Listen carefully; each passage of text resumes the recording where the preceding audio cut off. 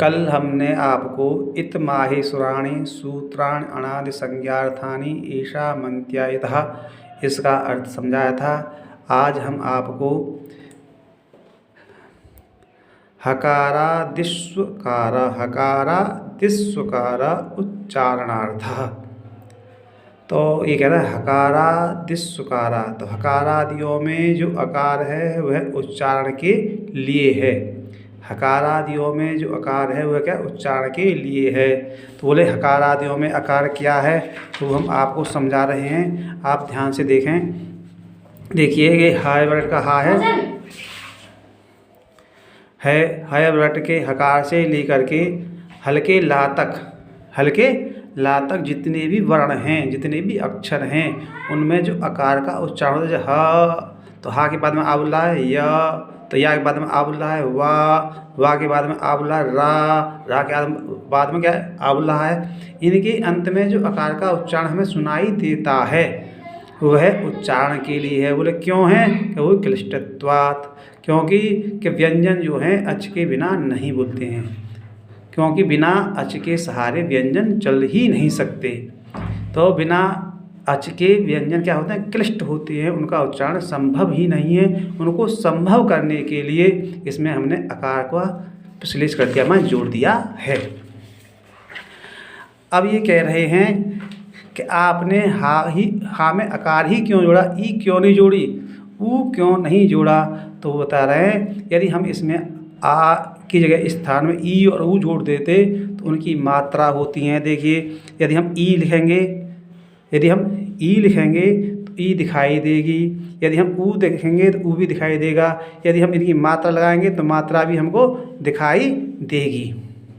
लेकिन छोटे आकार जो होता है, मैंने ह्रस्व जो आकार होता है उसकी मात्रा नहीं होती है, ठीक है, उसकी मात्रा बिल्कुल भी नहीं होती। इसलिए हम यहाँ क्या करेंगे, छोटे आकार को उसमें जिस प्रकार से एक भूत जो होता है ना किसी व्यक्ति में प्रवेश कर जाता है, तो व्यक्ति शरीर तो उसी का होता है लेकिन वो भूत उसमें दिखाई नहीं देता, ठीक उसी प्रकार से जो आकार है, ये जो आकार है भूत की तरह अंदर घुस जाता है और वो दिखाई नहीं देता। लेकिन बड़ा आकार यदि हम जोड़ देंगे, दीर्घ आकार यदि हम उसमें जोड़ देंगे तो उसमें आ की मात्रा दिखाई देगी। जैसे का है तो का में आ जोड़ दिया तो मात्रा दिखाई दे रही है, यदि हम आ जोड़ देंगे तो ये आ भी उसमें दिखाई देगा। यदि हम ई जोड़ देंगे तो छोटी ई की मात्रा दिखाई देगी, बड़ी ई जोड़ देंगे बड़ी ई की मात्रा दिखाई देगी। इसलिए हम इनको नहीं जोड़ते ना इनको जोड़ते हैं, केवल हम आकार को ही जोड़ते हैं। किसको जोड़ते हैं, छोटे आ को ही जोड़ सकते हैं। तो इसलिए यहाँ लिख दिया हकारादिस्वकारा, हकार में जो आकार है वो उच्चारण के लिए है। आदि माने आदि शब्द के दो अर्थ होते हैं, एक तो होता है आदि माने पहला और एक होता है आदि माने और भी। तो आदि शब्द का यहाँ पहले प्रथम लिया गया है, तो प्रथम शब्द में पहला जो हकार है माने व्यंजन का पहला अक्षर जो है हा है। हमारे 14 सूत्रों में वर्णमाला में हकार पहले आया है, तो इसलिए हकारादियों से लेकर हा से लेकर के हल्के ला तक जितने भी वर्ण आएंगे उनमें जो आकार है वो उच्चारण के लिए है। अब आगे लिख रहे हैं लण मध्य तु इत संज्ञ कहा, लण मध्य तु इत संज्ञा, तो ऐसे लिख रहे हैं। देखिए लण और मध्य तु इत संज्ञ कहा, ये शब्द हैं, इसमें ये शब्द हैं। देखिए तो लण है तो लण के अक्षर सब वर्ण हैं, एक ला है, एक आ है, एक अणा है।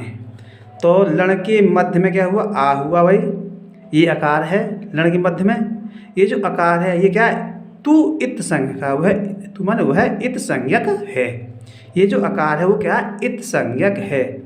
तो बच्चा तेज होते ही हैं पूछने लगे कि ये आकार आपने इत संज्ञक क्यों कर दिया, तो बोले इसकी हम जानकारी आपको आगे देंगे। आगे सूत्र आएगा उरण रपरा वहाँ पर, और एक सूत्र है उपदेश अजनुनासिक इत। उन सूत्रों में आपको ये जो आकार इत संज्ञक किया है इसका उद्देश्य भी है फल भी है, वहीं आपको हम इसका पूरा फल और उद्देश्य समझाएंगे।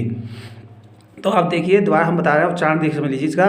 हकारादिस्वकारा उच्चारणार्थ, हकारादिस्वकार उच्चारणार्थ, हकारादिस्वकार उच्चारणार्थ लण मध्ये तु इत संज्ञा। लण मध्य त्वित संज्ञ का, ये इसका उच्चारण है।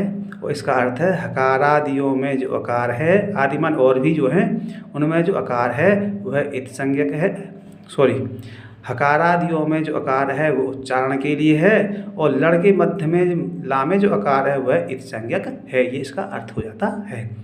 आज इतना ही, और यदि आपको समझ में ना आया हो तो आप हमें कमेंट कर सकते हैं।